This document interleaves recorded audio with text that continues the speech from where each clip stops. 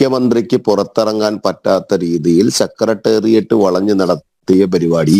അത് ശരിയാ. അത് തന്നെ അദ്ദേഹത്തിന് പുറത്തേക്ക് അല്ലല്ല അദ്ദേഹത്തിന് ചവിട്ടി താഴ്ത്താൻ നോക്കുന്ന ചില ചൊറിയൻ തവളകൾ.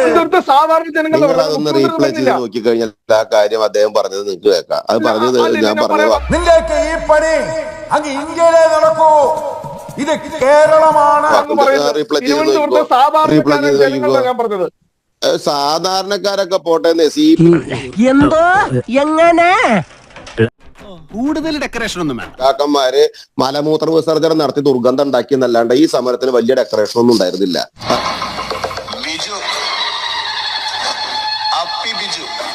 കാക്കന്മാര് മലമൂത്ര വിസർജനം നടത്തി ദുർഗന്ധം ഉണ്ടാക്കിയെന്നല്ലാണ്ട് ഈ സമരത്തിന് വലിയ ഡെക്കറേഷൻ ഒന്നും ഉണ്ടായിരുന്നില്ല. പിന്നെ നിന്റെയൊക്കെ മലം പരിശോധിക്കില്ല എന്റെ ജോലി. ചുമ്മാ അതല്ല അവൻ അപ്പി ബിജു എന്ന് പേര് വീണത്. കൊടുത്തില്ല രാത്രി ഒന്ന് ഇവിടെ ആകെ മെനകളാക്കി. വളരെ വ്യക്തമായിട്ട് പറയാം. പിന്നെ നിങ്ങൾ കോൺഗ്രസ്സുകാർ വലിയ വർത്തമാനം പറഞ്ഞില്ലേ, ഞങ്ങൾക്ക് എന്ത് നേടി. തോക്കിൻകോഴിന് മുമ്പിൽ അടി പതരാതെ പോരാടിയ നമുക്ക് ഭയം ഉണ്ടായിട്ടല്ല. അതെ, ശിവരാജൻ കമ്മീഷന്റെ മുമ്പിൽ 17 മണിക്കൂർ നേരം ഞങ്ങൾ തൊഴുതു നിന്നില്ലേ? കഴിവില്ലായ്മ കൊണ്ടല്ലേ? അവനവന്റെ പാർട്ടി ഭരിക്കുമ്പോഴേ കൃത്യമായിട്ട് ഭരിക്കുമ്പോ കാസർഗോഡ് മുതൽ തിരുവനന്തപുരം വരെ ഒരു സ്ത്രീയും അവരുടെ ഈ രാഷ്ട്രീയ പ്രവർത്തനം ഇപ്പൊ പഴയതുപോലെ ജയിലിൽ കിടക്കലും സ്വാതന്ത്ര്യം വാങ്ങലൊന്നും അല്ല.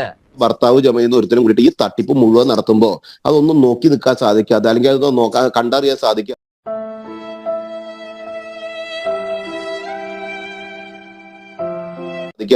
ഇന്റലിജൻസ് വൃത്തിയായിട്ട് പ്രവർത്തിക്കാതെ എല്ലാ തട്ടിപ്പിനും കൂട്ടുനിന്ന് അതിന്റെ ഏർപ്പാടുകൾ മുഴുവൻ ചെയ്ത്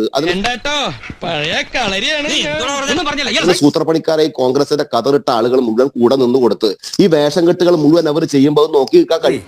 സമാധാനമായിരിക്കുന്ന കഴിവേടായിട്ട് കാണരുത്. കഴിവില്ലാത്തോണ്ടല്ലേ അവർ സമരം നടത്തിയത്. ആ സമരത്തെ ഒത്തുതീർപ്പാക്കാൻ ഞങ്ങൾക്ക് എന്ത് ഗുണം കിട്ടി? നിങ്ങൾക്കേ ഗുണമുള്ളൂ. അവിടെ ബാർട്ടർ ജനങ്ങൾ വിഡ്ഢികളായി. കോൺഗ്രസ് പതാക എഴുതിയവരും പൊട്ടന്മാരായി, CPM പതാക എഴുതിയവരും പൊട്ടന്മാരായി. ഇപ്പോഴാണ് ശരിക്കും പാണ്ടിക്കരിമ്പാറ പോലെയാണ്.